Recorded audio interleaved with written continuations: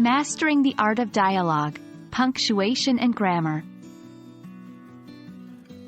Hello there, wordsmiths. Welcome back to our series on creative writing. Today, we're going to tackle a very crucial part of writing: dialogue.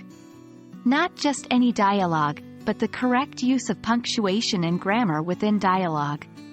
This will help make your dialogue more believable, easier to read, and of course, grammatically correct.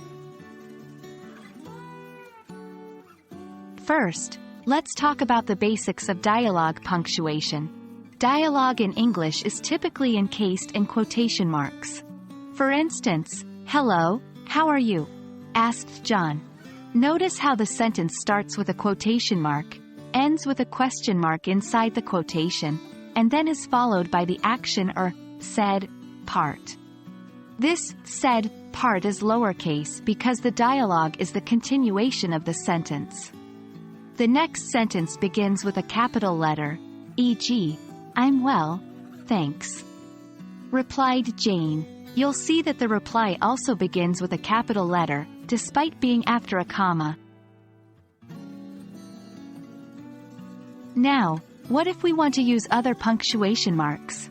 If your character is asking a question or exclaiming, use a question mark or exclamation mark respectively within the quotation marks.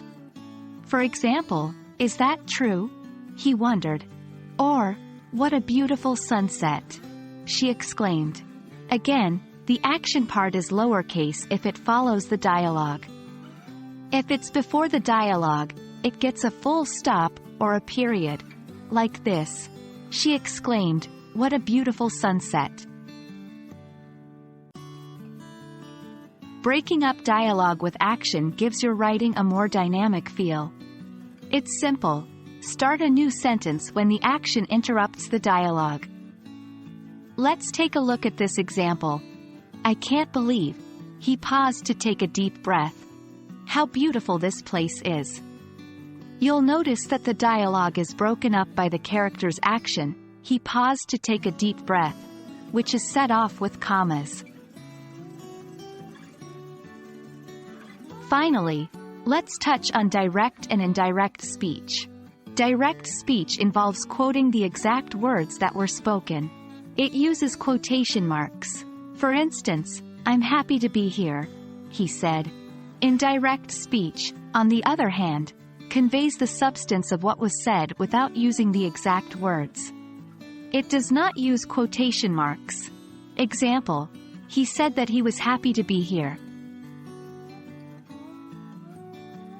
So, there we have it. Remember, the key to great dialogue is not only about what is being said, but also how it's presented. The correct use of punctuation and grammar can give your dialogue the clarity it needs to shine. We hope this video has been helpful in your journey towards mastering the art of dialogue. Keep practicing, and don't be afraid to experiment with different forms of dialogue in your writing. Until next time, keep those pens, or keyboards, busy. Happy writing, everyone!